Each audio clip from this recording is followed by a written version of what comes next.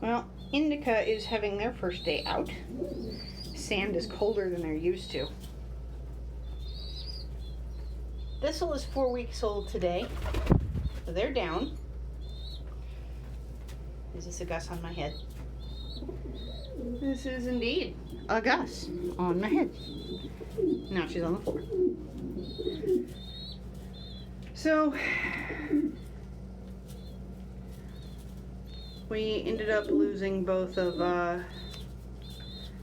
Silk and Sony's children.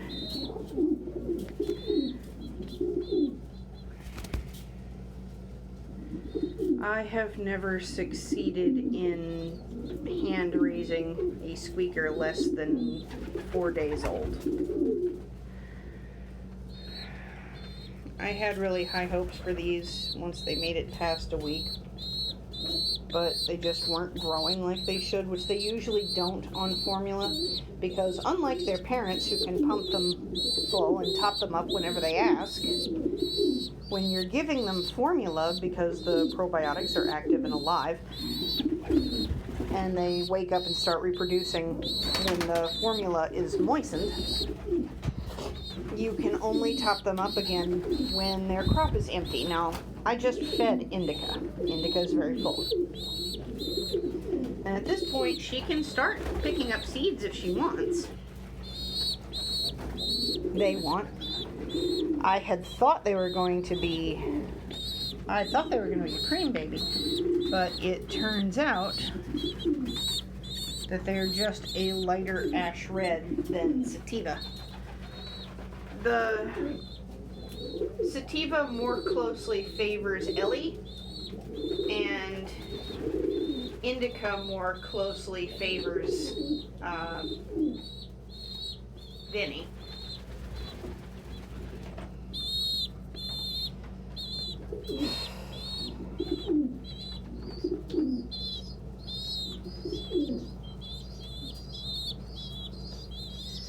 So with so many peeps still remaining,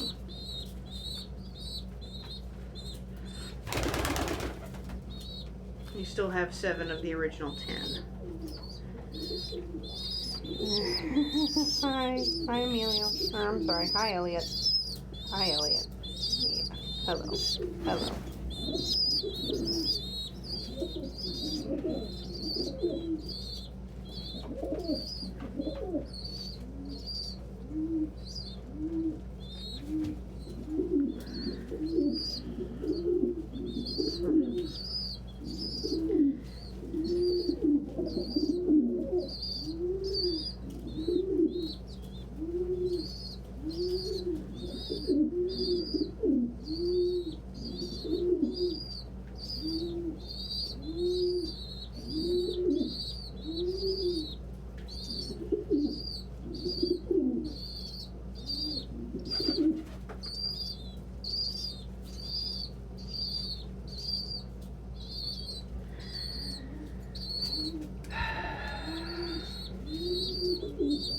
Sorry, trying to get my thoughts all together.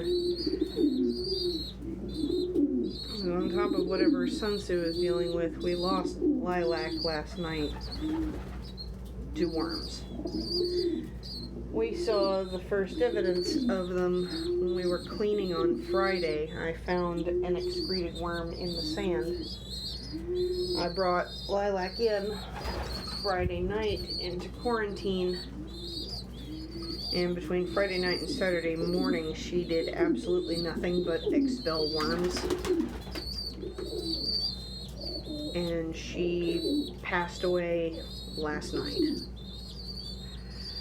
which means that we have had an outbreak of capillaria. So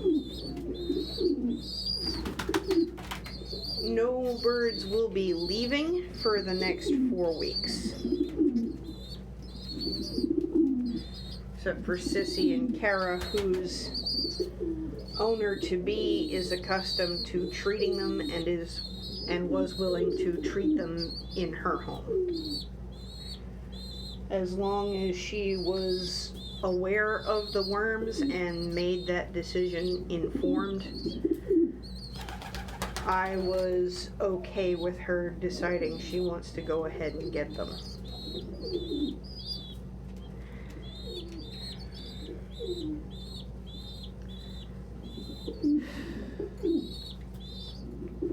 It's just been a when it rains it pours month. That happens in animal husbandry, but that doesn't make the fact that it happens suck any less.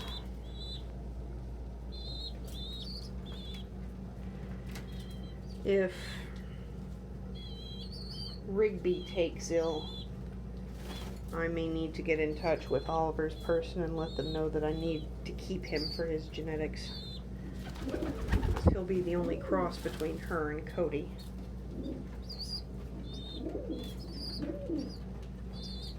Now, we know what we're treating.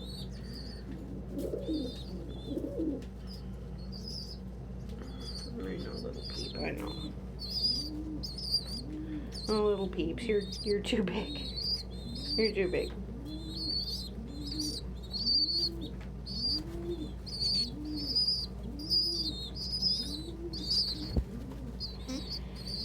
Hello, Thistle. Hello, Thistle. Hello, Elliot. Hello, Indica. Hi, Ellie. Hi, Hagrid. Hi, Betty. Hi, Pippin. But, yeah, sorry, Sissy and Kara aside, we are going to be treating everyone before anyone else goes out. That's going to be a 4-week delay from the time meds arrive.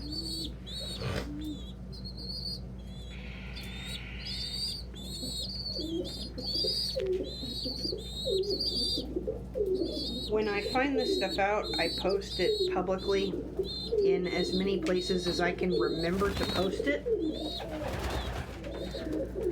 for the benefit of my clients and adopters who may have recently gotten birds, like before I knew there was a problem.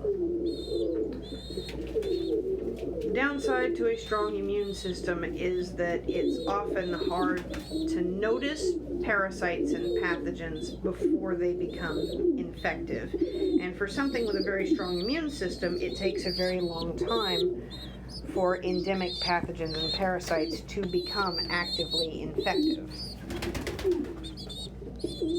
Or let me rephrase to clinically active. You're full.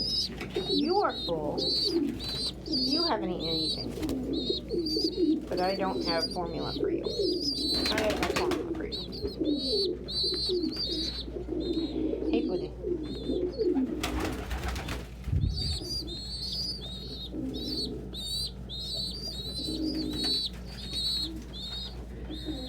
Capillaria obsignata is common in wild birds, so I probably just tracked eggs in from the yard. I can't exactly keep the wild birds from coming in the yard, but I can take more careful precautions to avoid tracking eggs in.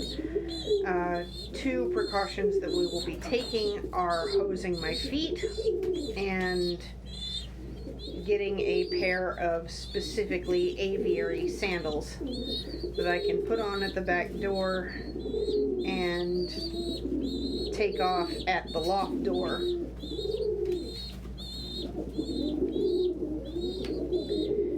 And keep in a place where you have access.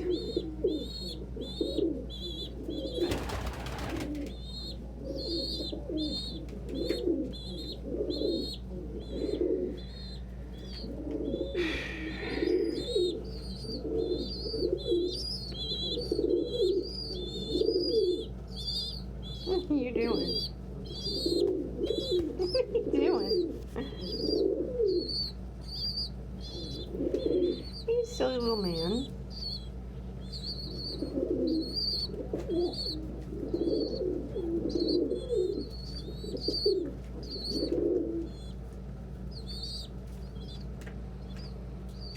We quarantine everybody who comes in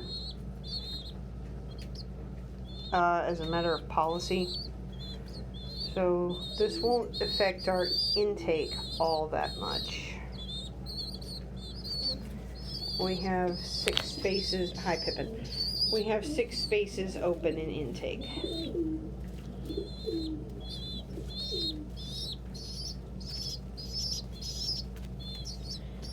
One of those spaces is going to be for MJ when she arrives the week of the 17th. Hey, Rigby.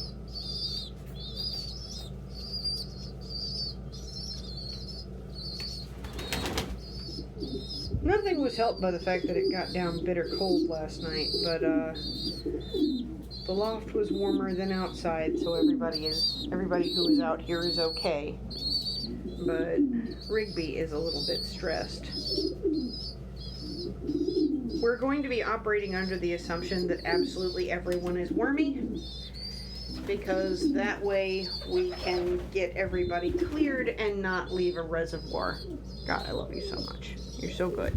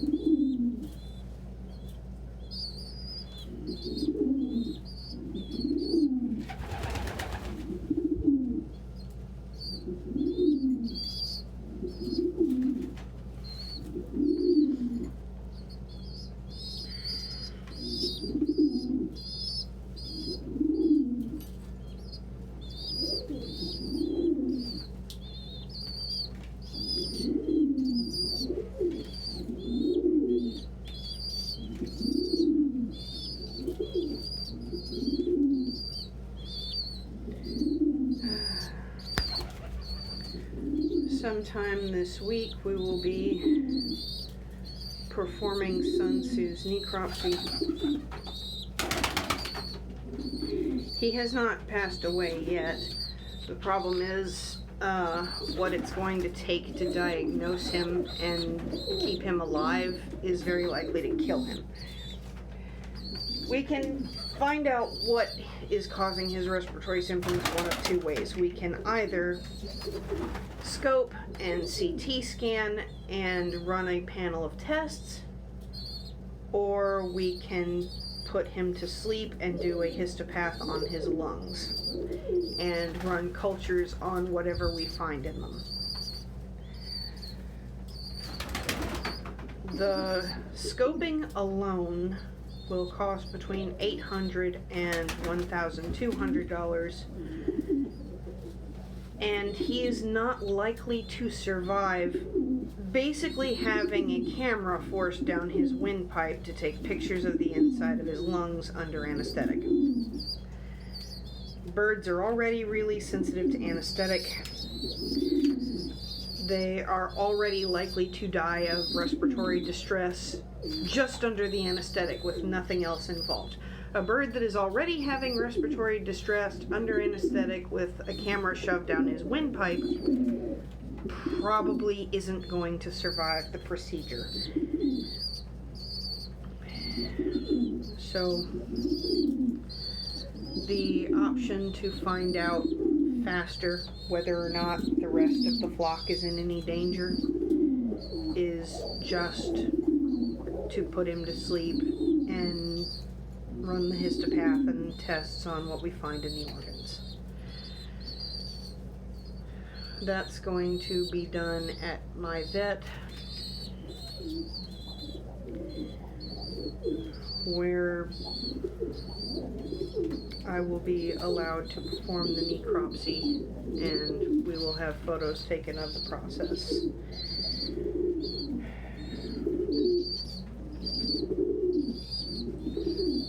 So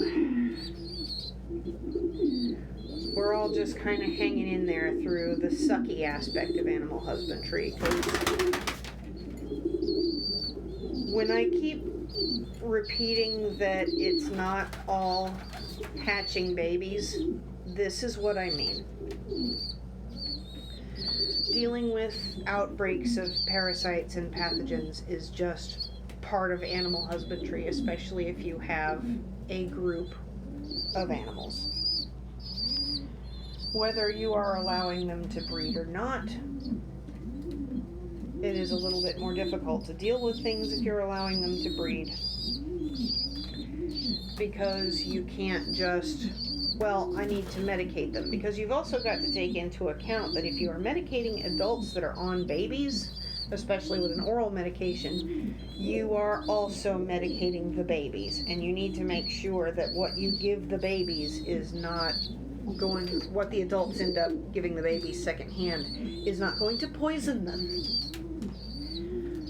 So a lot of careful research and coordination has to be considered.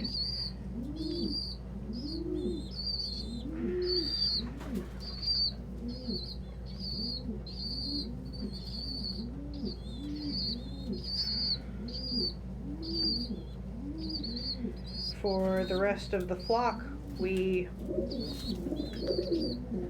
adjust our biosecurity measures and life goes on.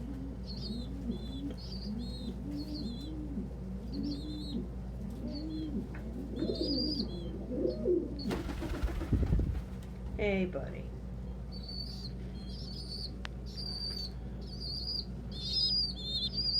Hello, babe.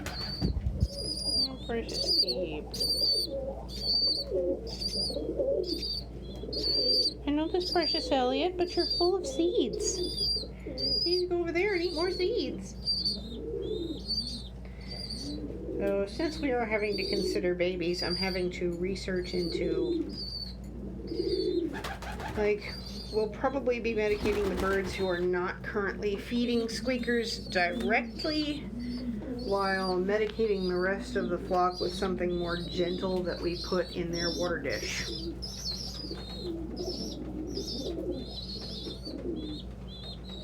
It is Sativa being hazed by Sammy. We will, of course, continue to keep everybody posted, as is our habit. Oh, this good boy.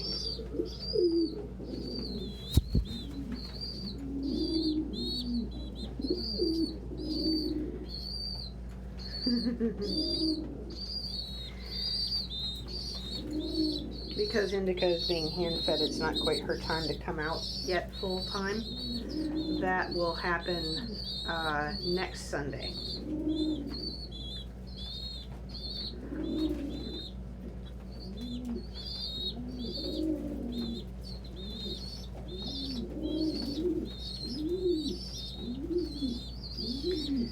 And before we step out, we will check briefly in. I'm sorry, Elliot. I need to sit you down. Oh, I need to sit you down, kiddo. Check briefly in on Hagrid's children. If I do end up having to keep Oliver back, I will offer his person either Sativa or Penny's unnamed older brother, who is also Cody's younger brother. Oh. Yeah, he doesn't like being disturbed in the nest. Come here. Come here. And that's typical of babies. Once they're out, they're usually fine. But if anything approaches them in the nest that is not a parent, they're kind of instinctively wired to treat it like it's a threat.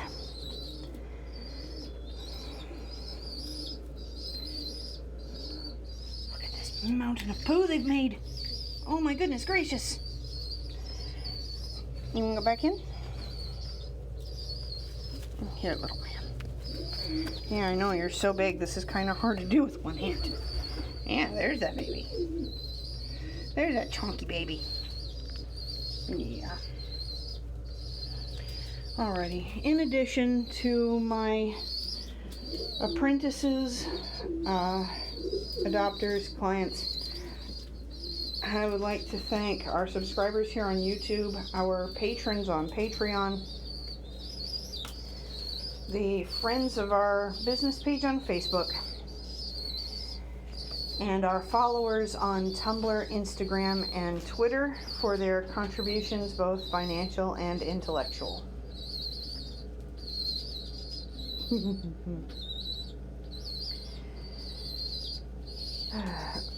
If I have the energy for it, I'll do another video tomorrow, but I may not. I've been really tired here lately. Because honestly, dealing with the health on top of suddenly having this boom of squeakers is pretty exhausting. At least we're down to just one that's getting hand-fed. Because, oh my God, do those wear you out when there's a group. But again, we will continue to keep you posted as new developments arise. And thank you once again.